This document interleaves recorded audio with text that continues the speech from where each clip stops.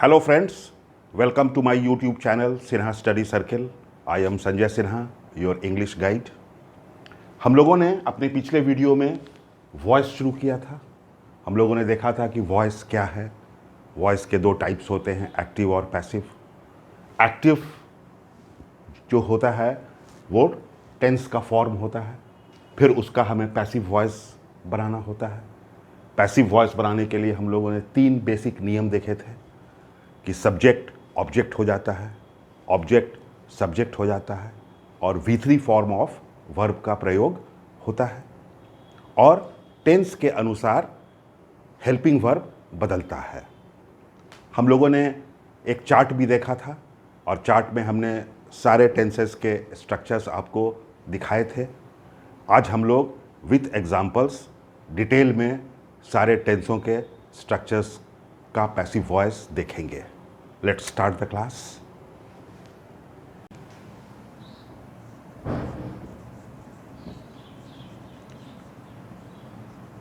Present simple और indefinite.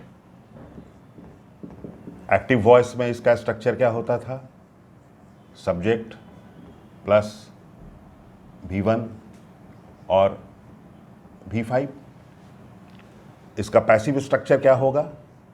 हम लोगों ने देखा था चार्ट में कि M is are plus V3। मैंने सब्जेक्ट और ऑब्जेक्ट नहीं लिखा है क्योंकि आप जानते हैं कि ऑब्जेक्ट सब्जेक्ट बन जाता है, सब्जेक्ट ऑब्जेक्ट बन जाता है और बाई लग जाता है। अब एक एग्जाम्पल से देखिए आप इस चीज को कि we play cricket in the school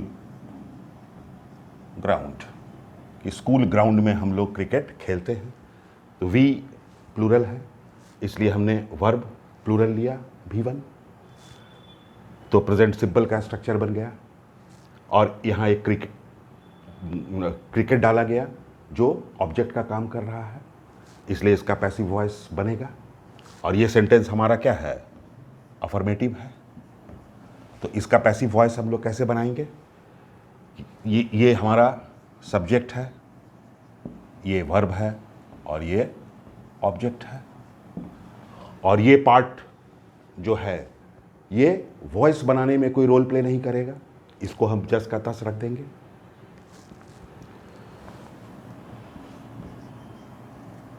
तो इसका पैसिव वॉइस हम लोग कैसे बनाएंगे? क्रिकेट, क्रिकेट सिंगुलर है तो हम लोग इज लेंगे। Cricket is. V3 चाहिए तो वर्ब हमारा प्ले है, तो प्ले का पैसिव वॉइस क्या हो जाएगा? प्लेड। बाई V है तो V का ऑब्जेक्टिव केस क्या हो जाता है? अस। और ये पोर्शन लिख देंगे इन द स्कूल ग्राउंड। कि मैं स्कूल ग्राउंड में क्रिकेट खेलता हूं और इसका अर्थ क्या हो जाए कि मेरे द्वारा क्रिकेट खेला जाता है स्कूल ग्राउंड में।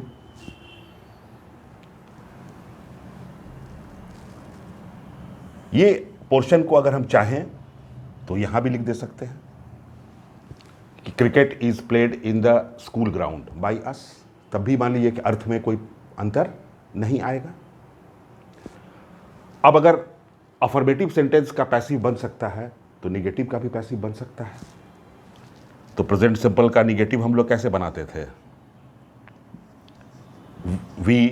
वी है तो इसके साथ डू लगा देंगे, ही रहता है तो डज लगा देते। डू नॉट डज नॉट के बाद हमेशा V1 आता है। We do not play cricket in the school ground.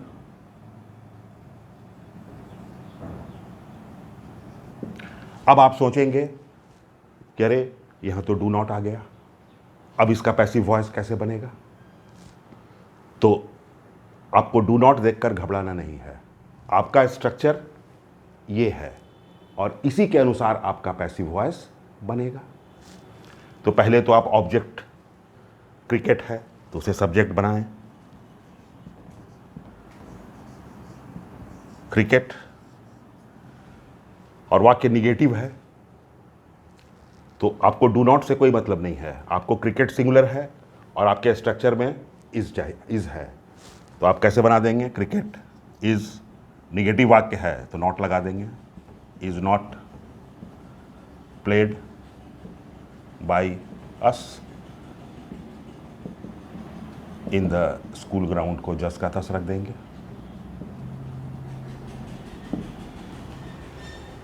Clear है? अब प्रेजेंट सिंपल अगर है तो हम उसका इंटरोगेटिव भी बना सकते हैं। तो इंटरोगेटिव बनाने के लिए हमें क्या करना पड़ता है? इंटरोगेटिव बनाने के लिए हमें डू या डज को पहले कर देना पड़ता है।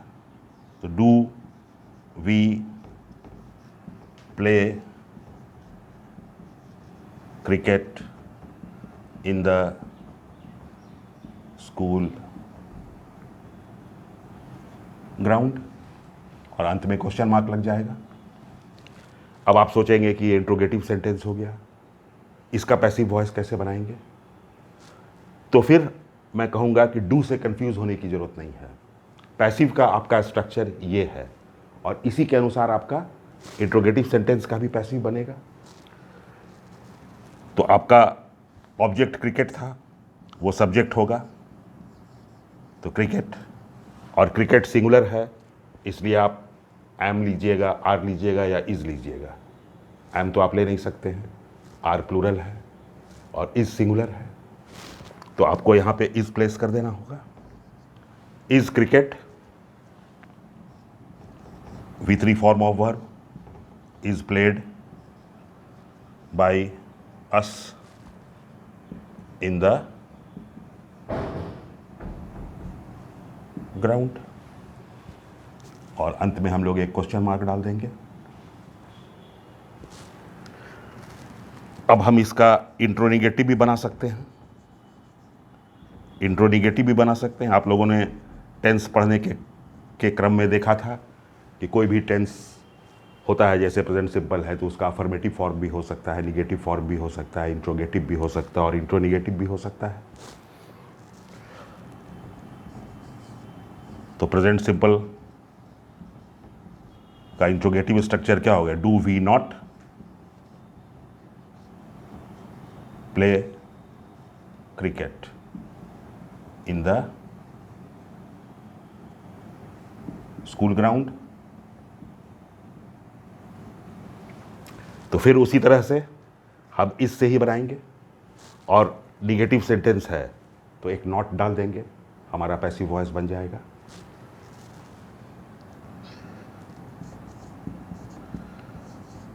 Is cricket not played by us in the school ground. Clear है आपको कि डू डज देखकर आपको कंफ्यूज नहीं होना है। आपका स्ट्रक्चर है एम इज आर, निगेटिव होगा तो एक नॉट ऐड कर देना है, इंट्रोगेटिव होगा तो ये वर्ब जो है सब्जेक्ट के पहले चला जाएगा, इंट्रोनिगेटिव होगा तो इंट्रोगेटिव स्ट्रक्चर होगा और उसके साथ एक नॉट ऐड कर देंगे आप। हम लोगों ने ये भी पढ़ा था कि WH क्वेश्चन होता है, तो WH क्वेश्चन का पैसिव वॉइस आप कैसे बनाते हैं? तो WH का पैसिव वॉइस कैसे हम बनाते हैं ये हम लोग देखते हैं। आप इंट्रोगेटिव का स्ट्रक्चर देखें। अभी ये क्या है?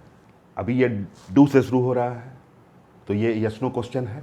हम लोग जानते हैं कि यस नो क्वेश्चन किसी भी ऑक्सिलरी वर्ब से शुरू होता है,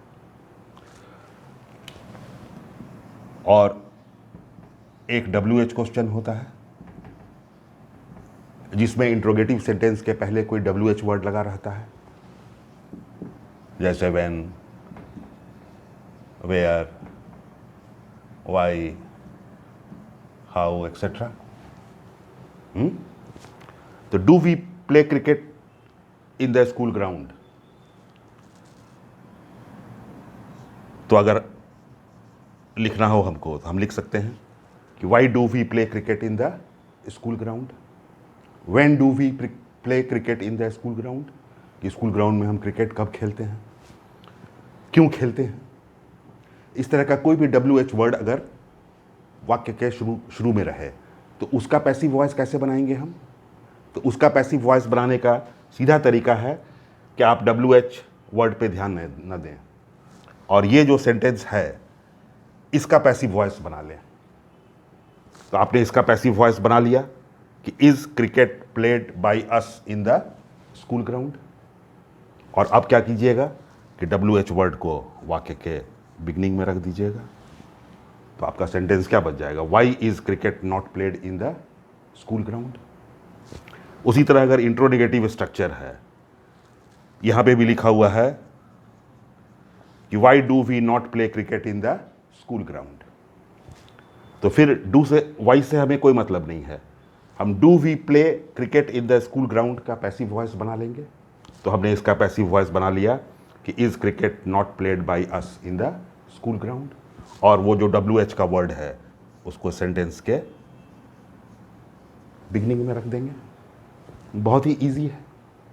तो इस तरह हमने देखा कि किसी भी टेंस के 4 फॉर्म्स होते हैं, अफर्मेटिव, निगेटिव, इंट्रोगेटिव और इंट्रोनिगेटिव, और उनका 4 पैसिव वॉइस हो जाएगा।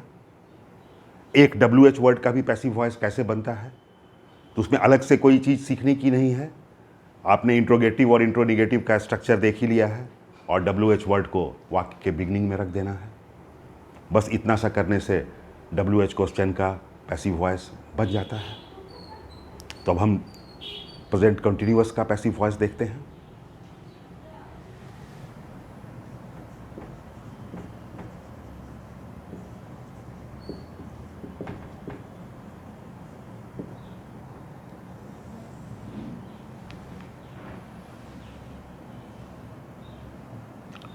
इसका स्ट्रक्चर हमारा क्या हो जाता है, subject am is are plus V4 active voice में। पैसिव वॉइस में हमारा क्या स्ट्रक्चर क्या हो जाएगा, एम इज आर, इसमें हम लोग एक बीइंग जोड़ते हैं और V3 तो हमेशा V3 ही यूज होता है। अब ये स्ट्रक्चर हो गया, इसी स्ट्रक्चर को अप्लाई करना है। तो एक सेंटेंस हम बनाकर देखें अफर्मेटिव में,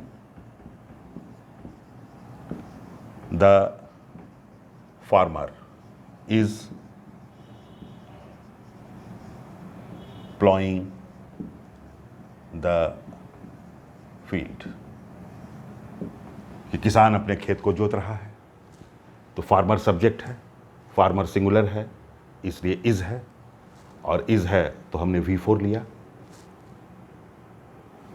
तो अब इसका पैसिव अगर बनाना पड़े हमें, ये तो एक्टिव का स्ट्रक्चर हो गया, तो इसमें फार्मर हमारा क्या है, सब्जेक्ट है, इज प्लॉइंग हमारा वर्ब है कॉन्टिन्यूअस टेंस का, और फील्ड हमारा क्या है, ऑब्जेक्ट है। तो ऑब्जेक्ट को सब्जेक्ट बनाना है, तो द फील्ड, और फील्ड सिंगुलर है तो इसके लिए इज लेंगे, इज एक बीइंग अपनी तरफ से ऐड करेंगे, इज बीइंग, V3 चाहिए तो प्लॉ का V3 क्या होगा, ploughed, ploughed by the farmer, हमारा पैसिव बनकर तैयार हो जाएगा। अगर ये निगेटिव सेंटेंस हो तो निगेटिव सेंटेंस का फिर एक्टिव क्या होगा, the farmer is not ploughing the field. आपको पैसिव बनाना होगा तो आप कैसे बनाएंगे, द फील्ड इज, वाक्य निगेटिव है इसलिए एक नॉट देना होगा, is not being ploughed by the farmer.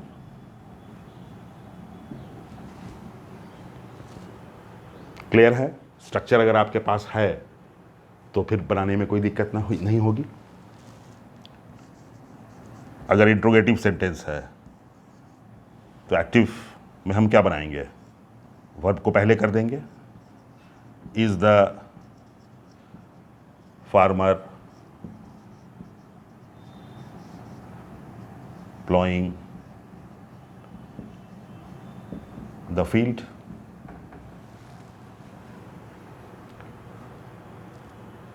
तो इज है, लेकिन हमें तो पैसिव वॉइस इस तीनों से ही बनाना है। तो हमारा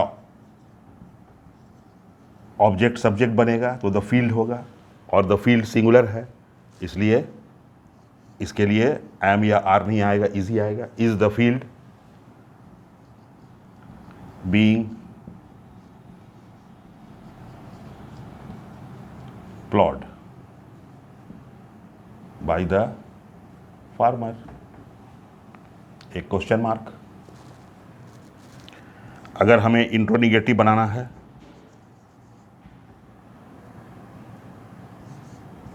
तो हमारा सेंटेंस क्या बनेगा? Is the farmer not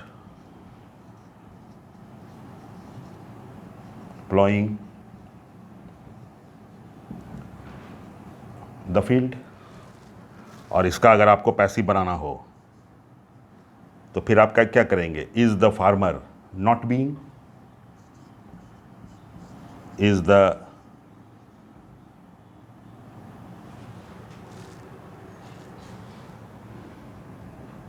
the field not being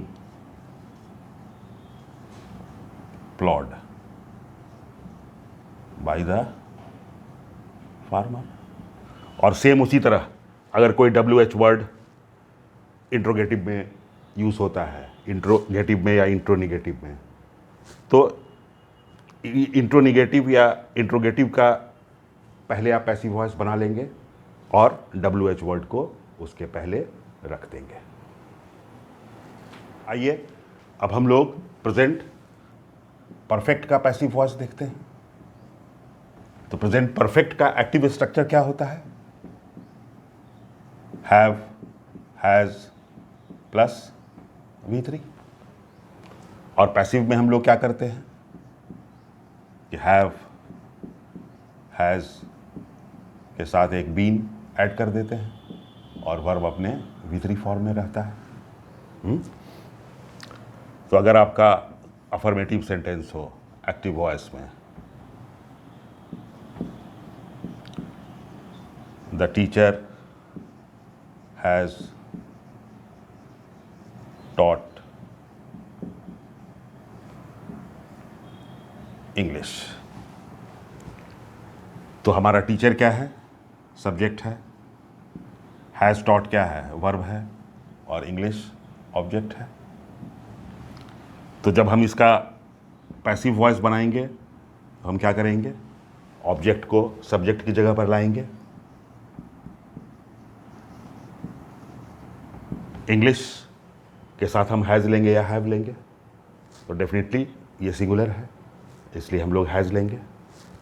English has been taught, teach, taught V3 भी टॉट ही होता है। The English has been taught by the teacher. इसका अगर हम निगेटिव वाक्य बनाएं एक्टिव में तो हमारा क्या वाक्य बनेगा? The teacher has not taught English. Passive करना होगा हमें तो एक नॉट ऐड हो जाएगा केवल। English has not been taught by the teacher. इसका अगर आप इंट्रोगेटिव बनाएंगे एक्टिव वॉइस में तो आप क्या करेंगे, हैज़ या हैव को वाक्य के पहले कर देते हैं। Has the teacher taught English. जब इसका पैसिव वॉइस बनाएंगे तो आपने इंग्लिश लाया इधर, अब इंग्लिश सिंगुलर है तो हैज़ ही लेना पड़ेगा। Has English been taught by the teacher. अगर आप इसका इंट्रोनिगेटिव बनाएंगे तो एक्टिव का स्ट्रक्चर क्या हो जाएगा आपका, has the teacher not taught English. इसका जब आप पैसिव करेंगे तो फिर क्या हो जाएगा, हैज़ एक नॉट ऐड हो जाएगा केवल, हैज़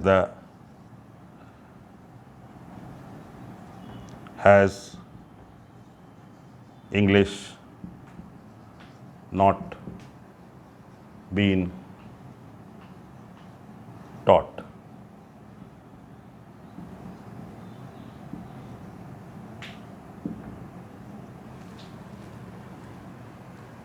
और जब कोई WH वर्ड लाएंगे हम तो उस WH वर्ड को इंट्रोगेटिव या इंट्रोनिगेटिव के पहले रख देंगे। तो WH वर्ड के लिए अलग से कोई चीज़ सीखने की जरूरत नहीं है, आपको उस टेंस के इंट्रोगेटिव और इंट्रोनिगेटिव स्ट्रक्चर की जानकारी ठीक से होनी चाहिए, और बस वाक्य के बिगनिंग में आप WH वर्ड को प्लेस कर दें, WH वर्ड का पैसिव वॉइस बन जाएगा। हमने present simple, present continuous, present perfect का पैसिव वॉइस देखा, और आप जानते हैं कि प्रेजेंट परफेक्ट कंटिन्यूअस का पैसिव वॉइस नहीं बनता है, नो पैसिव वॉइस।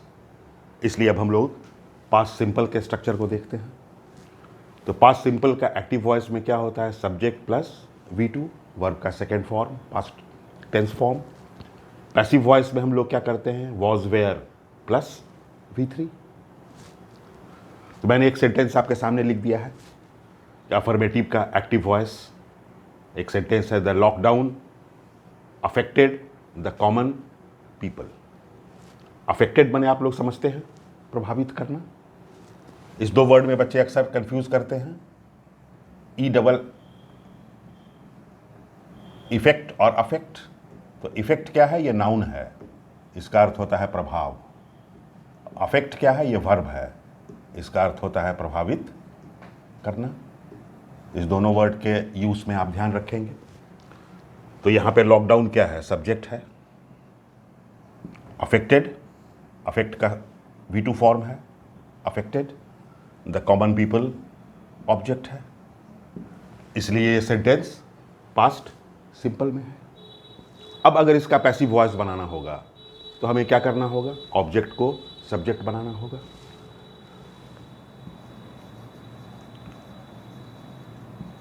तो द कॉमन पीपल, आप लोग जानते होंगे कि पीपल हमेशा प्लूरल होता है। तो प्लूरल होता है तो हम लोग वाज नहीं लेंगे, हम लोग वेयर लेंगे, वेयर। अब हमें V3 चाहिए, तो affect, affected, affected, were affected, एक बाई लगा देंगे और सब्जेक्ट को ऑब्जेक्ट बना देंगे, बाय द लॉकडाउन। इस लंबे लॉकडाउन से हम लोग सभी लोग प्रभावित हुए हैं। अगर इसका निगेटिव वाक्य बनाना होगा तो हम लोग क्या करेंगे, निगेटिव वाक्य में आपको याद होगा कि प्रेजेंट सिंपल में हम लोग डिड जोड़ते थे अपने तरफ से, जैसे प्रेजेंट में डू डज जोड़ते थे उसी तरह से डिड जोड़ते थे। डिड नॉट और डू नॉट, डज नॉट या डिड नॉट के बाद वर्ब V1 में है होता है, इसलिए अफेक्ट लिखना है हमें, द कॉमन पीपल। उसी तरह से अब इसका पैसिव अगर बनाना होगा तो द कॉमन पीपल, वेयर तो आएगा ही, वाक्य निगेटिव है इसलिए नॉट आ गया। affected by the lockdown. हमें डू डज या डिड से कोई कंफ्यूज नहीं करना है. अब अगर इंट्रोगेटिव होगा तो डेफिनेटली डिड पहले आ जाएगा. The did lockdown affect the common people. तो हमें भी कॉमन पीपल को इधर लाना है. The common people. अब कॉमन पीपल प्लूरल है इसलिए वाज नहीं वेयर. तो इंट्रोगेटिव सेंटेंस में हमें वेयर को पहले लाना होगा. Where the common people affected by the lockdown. Interronegative होगा तो एक नॉट ऐड हो जाएगा. Where the common people not affected by the lockdown. Clear to everybody? और लॉकडाउन से हम लोग कैसे प्रभावित हुए? तो अगर हम यहां जोड़ दें एक WH word, how did lockdown affect the common people, और how did lockdown not affect the common people. तो अगर एक हाउ जोड़ देंगे तो क्या करेंगे? हाउ से कोई मतलब नहीं है हमें. Did lockdown affect the common people का हमने पैसिव बना लिया और उसके पहले एक हाउ जोड़ दिया. इंट्रोडिगेटिव का हमने पैसिव बना लिया और एक हाउ को उसके पहले जोड़ दिया. इस तरह हम WH वर्ड का भी पैसिव वॉइस बहुत इजीली बना ले सकते हैं. अब हम लोग पास्ट कंटिन्यूअस के स्ट्रक्चर को देखते हैं. तो अफर्मेटिव में स्ट्रक्चर क्या होता है इसका? Was were plus V3. और पैसिव वॉइस में वॉज वेयर के साथ एक बीइंग लग जाता है. प्रेजेंट कंटिन्यूअस में भी हमने देखा था कि बीइंग का प्रयोग होता है एम इज आर के साथ.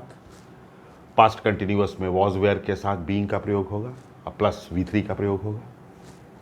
अब एक सेंटेंस है आपके सामने कि दे वेयर प्लांटिंग ट्रीज. तो यहाँ पर ये सब्जेक्ट है, वेयर प्लांटिंग आपका वर्ब है और ट्रीज आपका ऑब्जेक्ट है. तो ये पास्ट कंटिन्यूअस का सेंटेंस है. अब इसका पैसिव अगर बनाना होगा तो हम लोग को क्या करना होगा? ऑब्जेक्ट को सब्जेक्ट बनाना होगा. तो आप ट्रीज को इधर लाएंगे, ट्रीज, और ट्रीज प्लूरल है इसीलिए हम लोग वाज का प्रयोग नहीं करेंगे, वेयर का प्रयोग करेंगे. Trees where being. प्लांट है तो उसका V3 क्या हो जाएगा? Planted by. दे का ऑब्जेक्टिव केस क्या हो जाएगा? देम. प्रोनाउन में फॉर्म बदल जाता है. अब निगेटिव वाक्य है दे वेयर नॉट प्लांटिंग ट्रीज. तो trees where not being planted by them. Interrogative structure, where they planting trees. तो trees plural है इसलिए where trees being planted by them. यहाँ एक नॉट आ गया है तो इसके पैसिव में भी एक नॉट आ जाएगा. Were trees not being planted by them. अगर आपने एक स्ट्रक्चर समझ लिया है तो चारों स्ट्रक्चर बनाना बहुत ही आसान हो जाता है. Now come to past perfect. What is the structure? Had plus V3. Structure of passive voice, had been plus V3. Now you have a sentence, boys had played the match.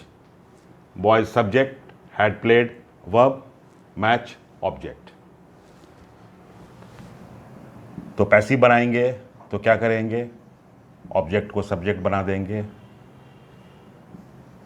Had के साथ has have वाला problem भी नहीं है कि singular और plural का ध्यान रखना है।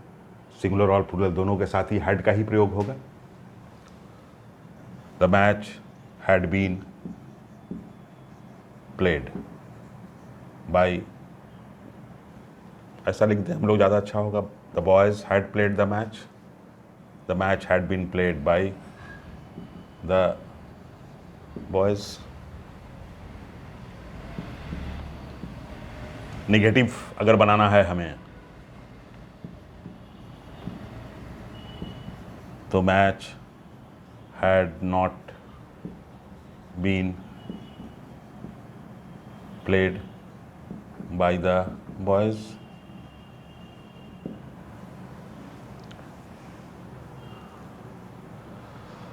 इंट्रोनिगेटिव, तो interrogative, had the boys played the match,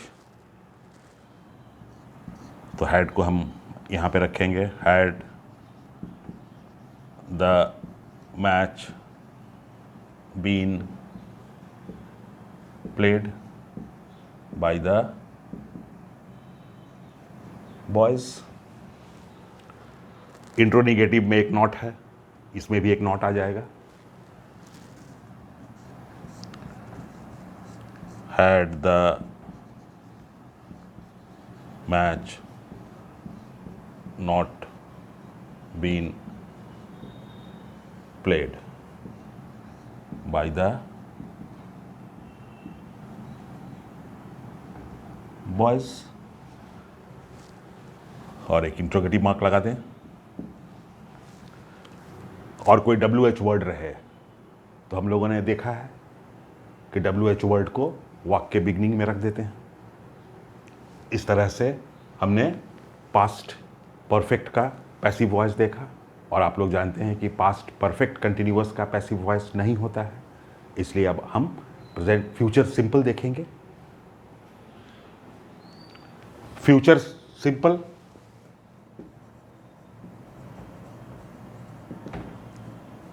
future simple structure क्या होता है, विल शैल प्लस V1। हम लोग जानते हैं कि फर्स्ट पर्सन के साथ हम लोग शैल लगाते हैं, सेकेंड और थर्ड पर्सन के साथ विल लगाते हैं। पैसिव वॉइस में क्या हो जाता है कि will shall plus be plus V3। एक सेंटेंस मैंने आपके सामने रखा है, the teacher will teach the students, तो ये हमारा सब्जेक्ट हो गया, ये हमारा वर्ब हो गया, ये हमारा ऑब्जेक्ट हो गया। ऑब्जेक्ट को सब्जेक्ट करें तो द स्टूडेंट्स, स्टूडेंट्स प्लूरल है और विल शैल का सिंगुलर प्लूरल नहीं होता है। स्टूडेंट्स थर्ड पर्सन है, टीचर थर्ड पर्सन था इसलिए हमने विल लिया था। स्टूडेंट्स भी थर्ड पर्सन है, all nouns are third person. The students will be, teach का V3, teach taught taught by the teacher. एक स्ट्रक्चर समझ लेने के बाद नीचे के स्ट्रक्चर को समझना तो बहुत ही आसान है। इसका निगेटिव कर देंगे, एक नॉट ऐड हो जाएगा केवल। The students will not be taught by the teacher. Interrogative करेंगे हम लोग तो विल पहले आ गया है। हमारा स्टूडेंट्स विल भी प्लूरल है, लेकिन टीचर सिंगुलर है उसके लिए भी विल होगा, स्टूडेंट्स प्लूरल है उसके लिए भी विल ही होगा।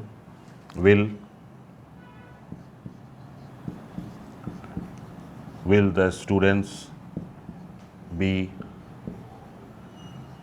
टॉट बाय द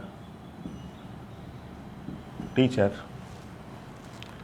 यहाँ एक नॉट आ गया है इंट्रोनिगेटिव में, इस स्ट्रक्चर में भी एक नॉट आ जाएगा।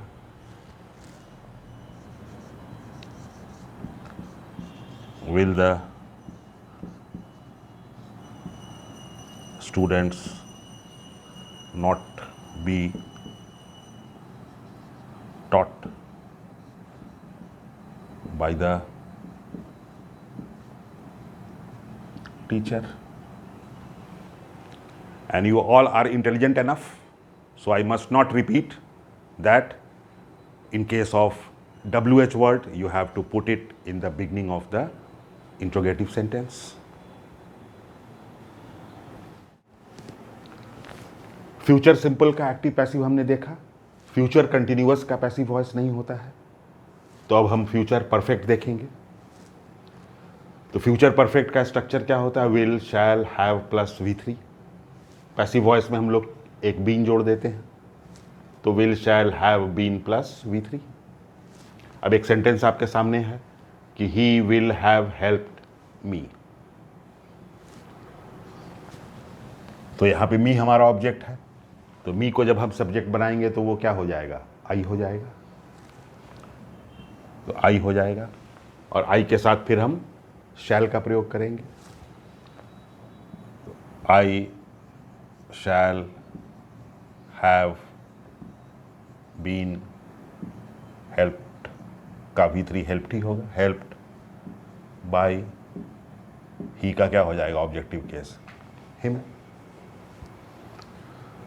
निगेटिव अगर हम लोग बनाएंगे तो I shall not have been helped by him. Interrogative बनाएंगे अगर तो शैल को पहले कर देंगे, shall I have been helped by him. Interronegative बनाएंगे तो एक नॉट जोड़ देंगे, shall I not been helped by him.